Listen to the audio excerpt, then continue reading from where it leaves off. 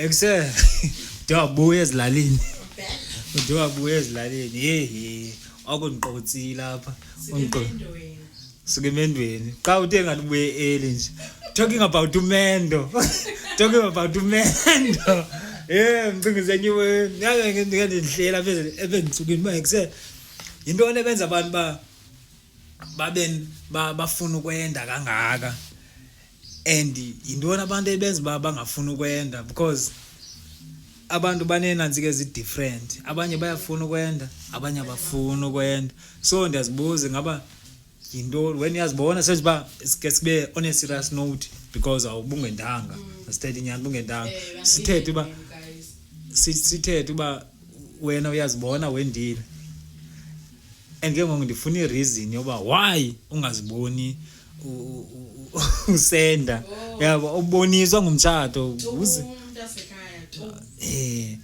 but mangiqale ndiva apha ku before mna ndiveze yami view yabo apho uyafuna kwenda yeah wena ndiza kwenda njani I'm not and you're gay who's it yeah my dog. Okay, to answer your question yabo yeah hayi mna shama ndibonisa ngomendo mna guys. Why? I think reasons zami yabo is more like personal yabo. Personal. But mind usithetha because sendahilisha kuzo.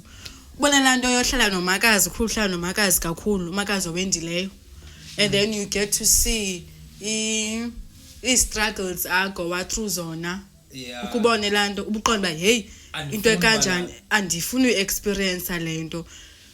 Because you never know. Ndiyakwazi mhlawumbe ithi ndichate nawe ne ndikuboneze a good guy ngoba sijola you were a good guy but ngoku still locked in this is forever yabo and then all of a sudden now you change and umuntu change colors yabo so andifuni lanto nithi sendiphakathi inside wandibona amabhilidi namayaka yayiva bona amabhilidi ngose ndifana ngoba ndiyasola but ndizawuthini because ka unenkomo ezisekhaya yabo so I nothing the right up esijolweni manje ndijola manje ngena manje ndiphuma ndingena iphinde ndiphume not into locked in ayandizibona ishame unless umfana can give me a reason yokuba ndifune ke ukuchata but a valid reason but ngokwami hayi andiziboni ishame wena yafuna uchata wena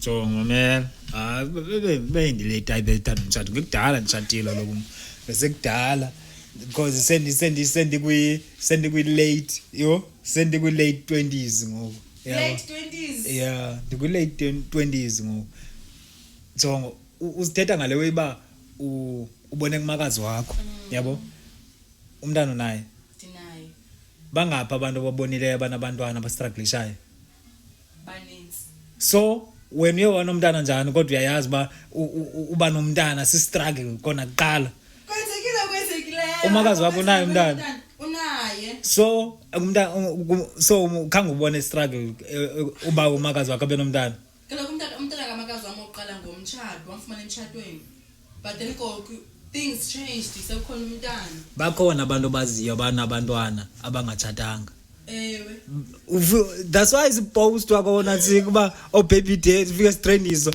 ona ntsika bayastrugglisha baby mama bayastrugglisha bafuna support yotata so ngake ngilinde ngigqiba uthetha ngizokunika ichance ndikunikile ngizakunika uphefumule mamela lento uyithetha uyazi wena njengoba usithi ubone kumakazi wakho uba umakazi wakho umtshato wakhe kangahambi kahle okanye kahambi kahle waqonda ba awuziboni wena utshata but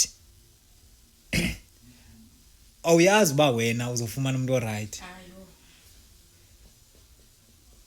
awuyazi ba uzofumana umuntu oright wena uyazi njani like how do you know ba umuntu ozomfumana uzofana naba sowujole nabo bakubonisa iflames you will never know a person. I think nala scary yokuba what if kudala ugowa ne yo kudala ugowa kade nsiza sana bruh don't let your past destroy your or ruin your future ntoni listen itsho la we Don't let your past determine your future. Oh, okay. Mamela ke yabo. Speaking of the topic sikwe, it's very sensitive. Yeah. Yabo. Ndifuna ukuya kule nto ba the main reason why ngiqonda ba I don't think ngaba right mina emendweni. Yabo. Tell me wena ezintombazana, how do you move on okanye how do you Andiyontombazana. sendibhekisa kuba Oh, bukeli okay. kaloku yabo in case ikhona umuntu orelate kanye neyithethayo. Ndiyanqana into zithethayo. Sutika. Yabo, like how do you forgive okanye move on from a person okuchithele not guy 1 not guy 2 not guy 3 Yo. ogqiba umuntu athi bana yayazi nje ba ndiyakuthanda ube uqonda ba ndi locked in with this person yabo. Yeah, so I think that's one of the reasons why ngiqona hey sana because ingxaka melava yabo and koku xa sendilava umuntu ndigowa deep and koku sikhona ziraskel la ngaphandle uqonda ba udeep emntwini ne ogqiba umuntu enze iflop ewanqona kumuntu wami moslo manje imxolele yabo uxole aphinde akusha ngestina ziye zibazininzi izitina ke ngoku yabo and then I think as izitina led to into ba yazini ngashe mind sharp I've had enough. Ngomjolo. yabo no baby daddy boom ngestina hana qona hayi ke sana Yo. You've been through a lot. a lot Yo. wena kutheni ngathi lento ingami wena ithindo yakho wena hayi like ithindo yakho nomtshado wena. Umthatho man. Like umthatho ndiyafuna utshata only because already uba mdala yabo. Funeka abe nomuntu ozomncedisa. But ndiphinde ngicinge amaginxi woba semtshatweni. Efuna ndiyacinga into yoba nditshate umuntu ndikhuphe inkomo all to find out ba lo muntu lona inkomo zami ndizifake pha isibayeni le 9 okanye mandifike kube 8 ukhona apho ayinantsika khona Yabo. yo ay Same ke sana. ndicinga ezoweyezo but ufuna uqina isibindi. I think ngizawuqina isibindi kuzawunyanzeleka because already uba mdala ngoku kufuneke ndimncedisile and ke ngoku ekhaya ndimi i-firstborn yabo. I have to lead by example yabo. Funeka abazi emveni kwami babone kum. If umtshato uyafaila funeka babone kum. So when you believe ba umtshato it's a must. It's not like I believe. Maybe I'm obligated uba nditshate ngenxa yezi reasons endizibalayo. It's more like ufuna ukwenza mama yakho happy wena. Hey wena undifaka amagama emlonyeni ndiyakuxelela uba andifuna ukwenza umama happy ne uOledi uyaguga. Funeka kube khona umuntu ozomncedisa yabo. Oko wayipheka I know uOledi akatshadanga ne akatshadanga into zoba abeququzela kule mizi. Hey utshata ndiyabawa ndike ndibona abantu bepostile ba yo emtshatweni kwathini more special abapha ezilalini yabo. I think ubhetele umuntu one indoda yakhe atshate baphinde babuyele eKapa basebenze boyi2 ohlala pha ezilalini. I think struggle see too much bayana and ziyajipa bayana njemesheke pha umfazi wakho hayi bakukwenzeka ntoni ukhona ikaka ezinemali ezifikayo bayana because ugqibele kudala umfazi ugqibele kudala ulaweza uzophethe ke ngoku eba tempted yabo. Yo but I think singayipreventa man into bangenzeka into eziphambeneyo emfazini yabo. Njani? Like njani? Jonga xa utshadile I think kuba khona there should be protocols yabo. Umfazi wakho usoloko unaye apha yeah.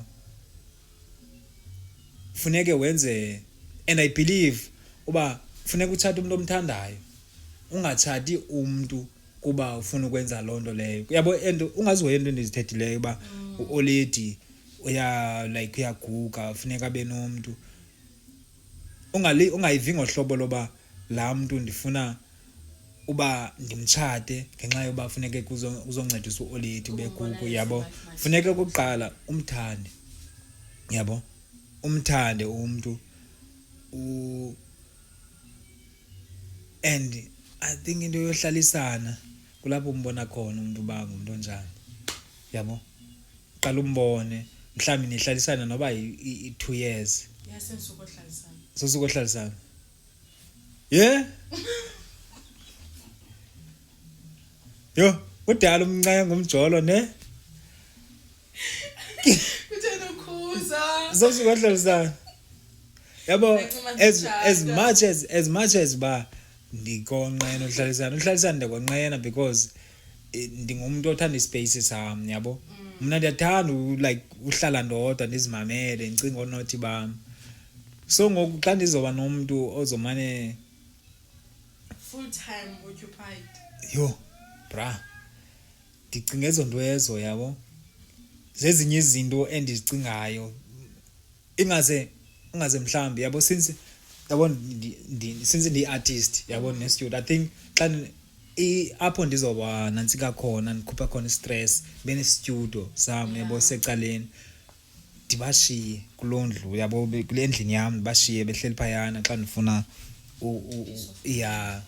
ndihambe ndiyobabhizi ngomculo yabo produce because kwayiwe yona ntsika soon the yek ndizoba behind the scenes I think ndizaba mdala ngoku xa ndireach 30 mna ndiyayeka urap xa ndireach 30 hayi ndiyayeka urap iwes ngosibhizi nayi-podcast andinokwazi ube ndizixena ingqondo ezininzi yabo so ndizoba busy kuproducer yabo because ngoku ndizoba preoccupied ndizoba nomsebenzi omninzi funeke ndicinge i-lyrics ndicinge ii-bars ezingazundisa now xa ndigqiba urap kuthiwa akujoli imali yabo at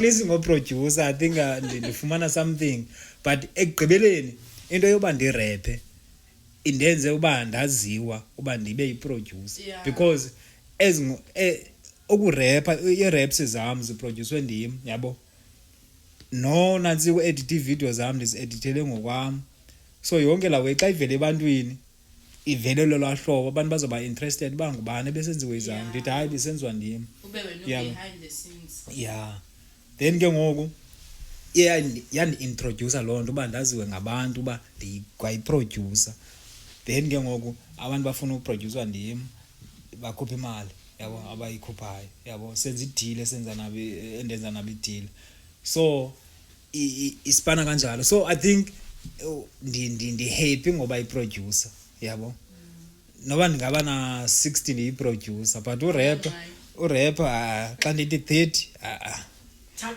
buyela umva ndizawunikela kwii-youngings yeah khona ndiyibalekile into yonantsika ne yoba yomtshato but I think ndiyiphendulile nje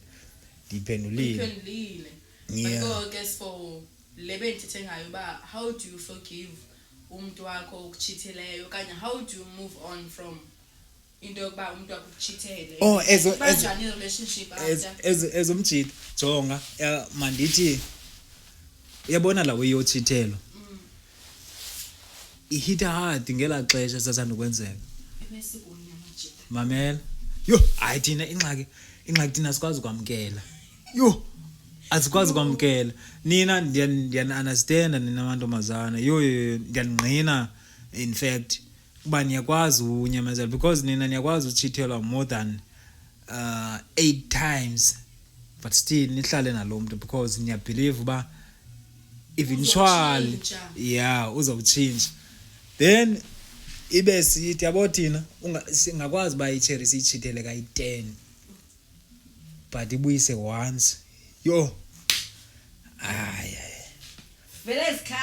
vele zikhali and ke ngoku I think thina asikwazi utshitha thina kozibhaqa oko engenzeka uba nawe sowutshithe more than 20 but asukubhaqanga that's why thina sibhaqa oko because asikwazi utshitha asikwazi siyachitha ne but asikwazi ufihla siyabonakala xa sichithayo thina yabo amachitha ngicinga njalo mina because indlela esenza ngayo because yakwazi ufumana icherry yakho kuba iyachitha but bengekho yeah okanye signs zoba lo muntu uyachitha bezingekho i-signs because mhlawumbe uve ngomuntu uba hey ndibona icherry yakho bana kulapho ke ngokuqala uassume uba hey umuntu ukhona into yenzayo kodwa ndizame ke ngoku-investigate uqala uba detective so bona neza reflex zingekhoyo yeah but thina siyakwazi unansi umzekelo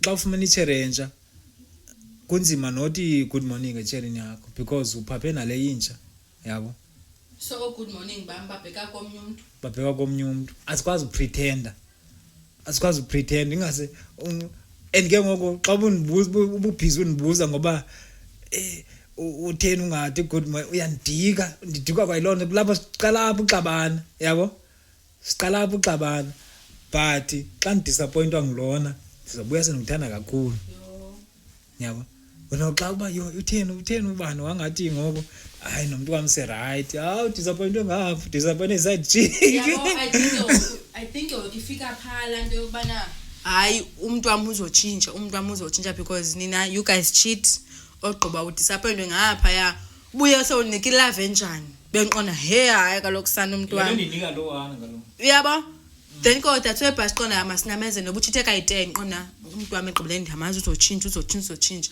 but to be honest lanto iyasibulala yo iyasibulala you won't believe mna yazi I've been single for 5 months serious oh angithini umfana okusalayo xa uphinde ubuyela bazakuheda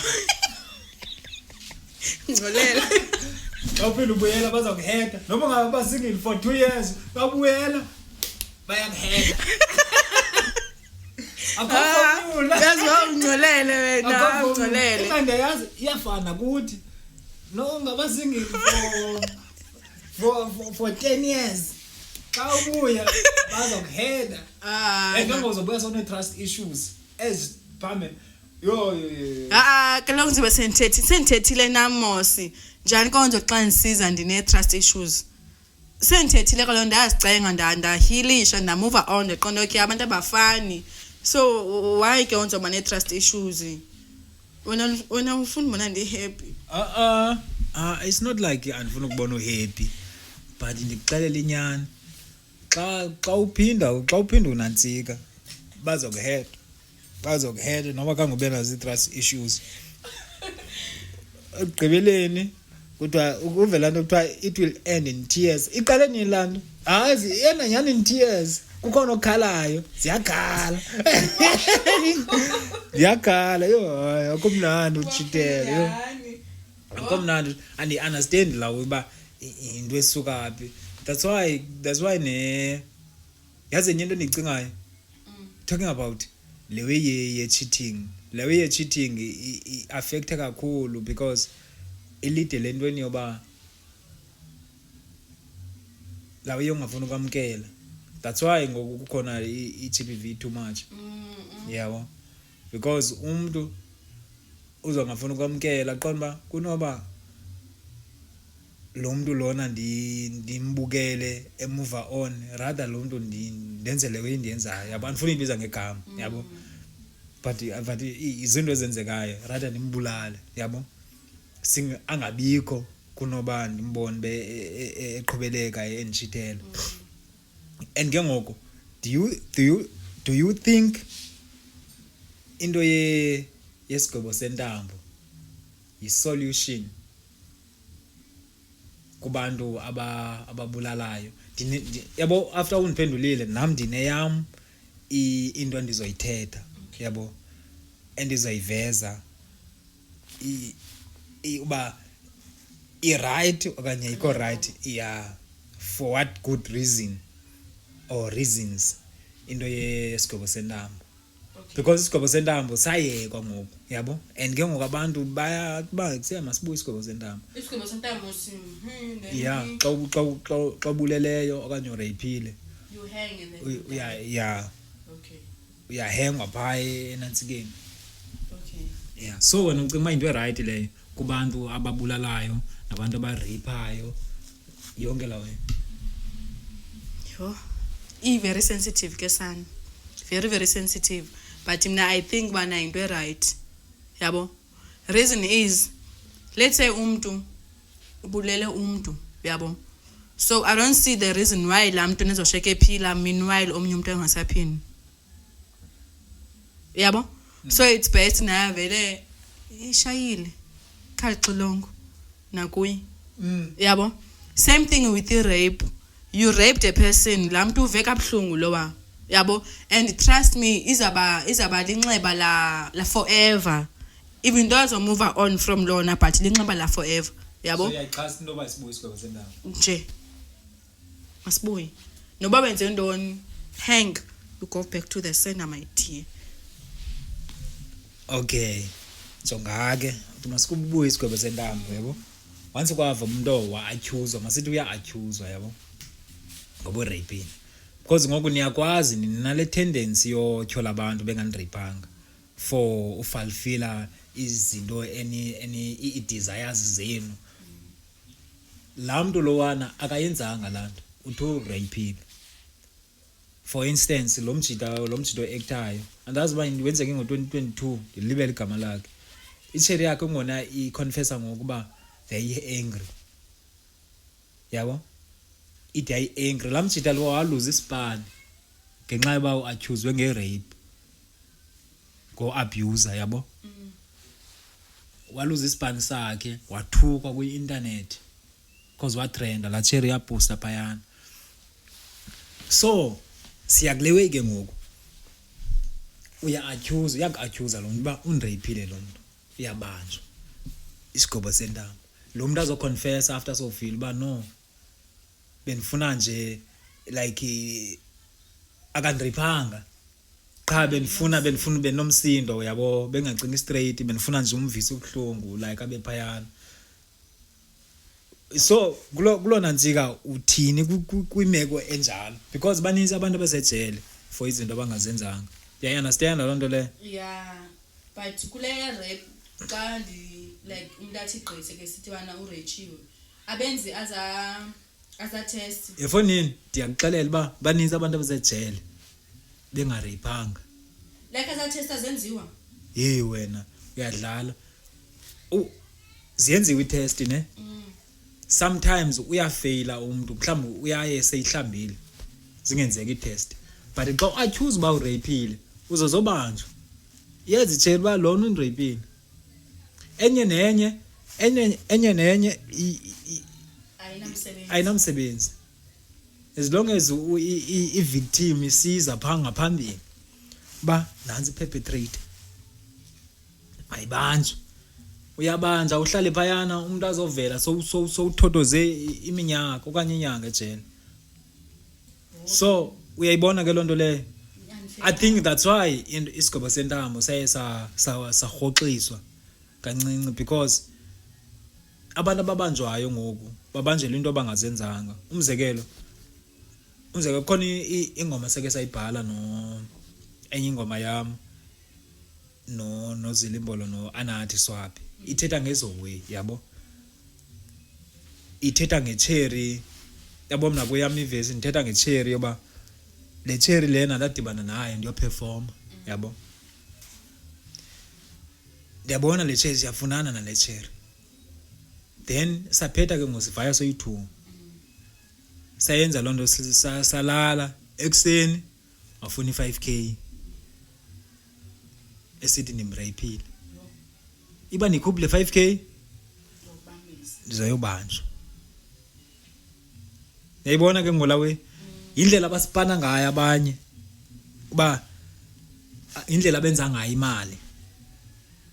Wena uzoba ngathi yakufuna icherry then akujikele seyikwakho uba ndizobiza amaphosha ulele nam evidence ikhona yonke. So uzowuthini? That's why sometimes abanye babe bapenike bephethe sebebulala because ndizobanjwa ngoku for into engayenza. Kodwa uyazibona usifaka engxakini because udabulisa amafu ngenye ingxaki leyo. uthi ubaleka ingxaki uzifaka kwingxaki nantsikileyo yabo yo okanye ke isigwebo sentambo yabo okanye sibuye emntwini obuleleyo ke how about that but if evidence yoba ubulele where's the evidence there'll always be evidence if evidence okanye I think it depends uba umbulele phi kanjani umuntu umhlambi yabo because let's say if unibulele lapha kwendlini definitely nakhona stories abantu and cela uzibukela umuntu atyholwe uba ubulele yabo umuntu abengabulalanga ivele uba hayi nguye we-investigated diyafumaneka umuntu owenze into but don't you think xa kuthiwa mhlawumbi kubuyiswe isigwebo sentamo then at least kungahlehla kancinci ukwenza izinto ziphambeneyo because mina on my side I think kancinci abantu bangahlehla man bake bathathe i-step back ukubone ingaso ibe too much because I think ngoku sebesenza umuntu eyazi ba anyways ngizohlala mhlawumbi 15 years ejele 15 years aphela ngoku like what do you think ngalento yesigwebo sentamo like honestly speaking ngoku beside uba wa-accuse wathwani but wena what do you think ngaso sibuye okanye singabuyi sona isigwebo sentambo uba singabuya inga-right loo nto leyo yabo because umuntu uzokwenza into yazi uba mhlawumbi uzocinga ngabini before ayenze into kuba eyazi uba ndezalewe ubanjwa kwam didabula amava yabo but ke ngoku mna ndicingela aba batyholwayo bengenzanga nto yabo sona isigwebo sentambo si-right uba masibuye si-right uba masibuye isigwebo sentambo cha yo abantu i-system inendlela yayo eyo-operator asazi ba ingathini into but yazi speaking of isigwebo sentambo this is not about isigwebo sentambo ne but somewhere somehow I think umthetho yasifeyila yabo speaking from my experience endingazuyibalisa but umthetho yasifeyila yabo because I was yabo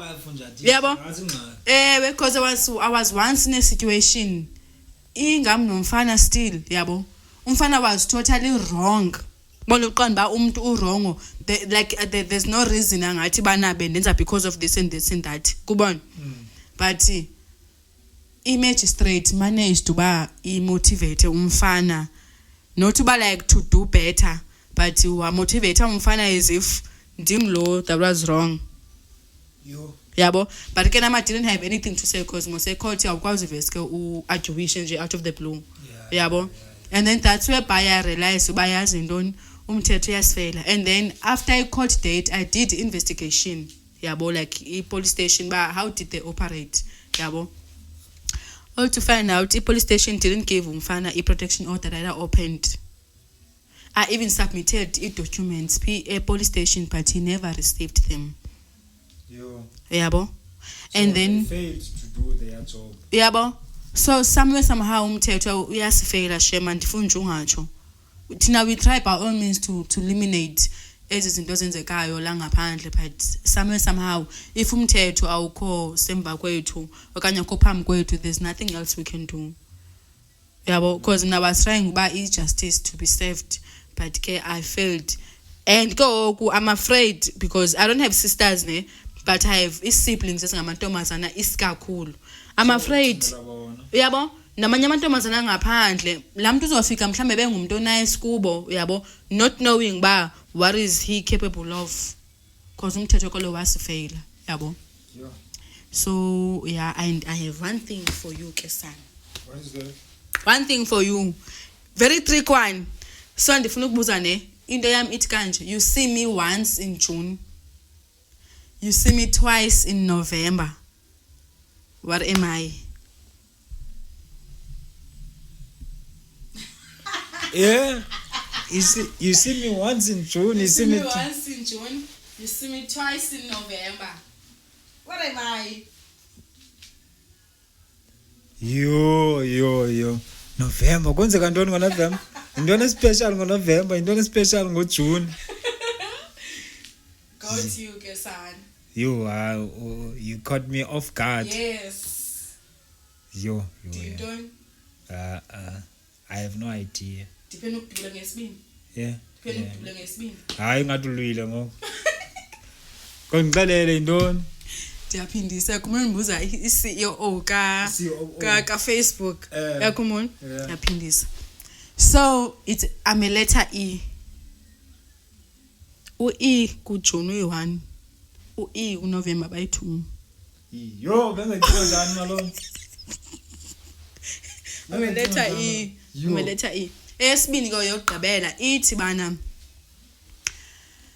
I'm hot, I melt, and I'm messy. What am I?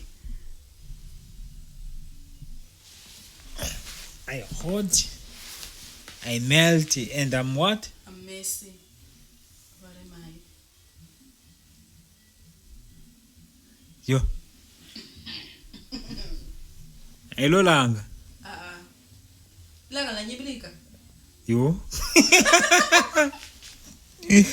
Sesidibanisa into zayo uScoop. Ngathi close. Yeah. I'm hot. I'm hot. I'm hot, I melt, and I'm messy. Yo, intoni le? Ndiyazi. Okay. So andiziphendula ne.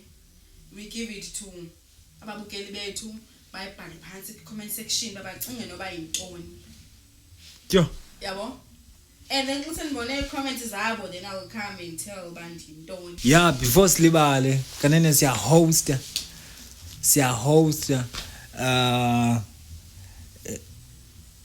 kanene siya launch ne.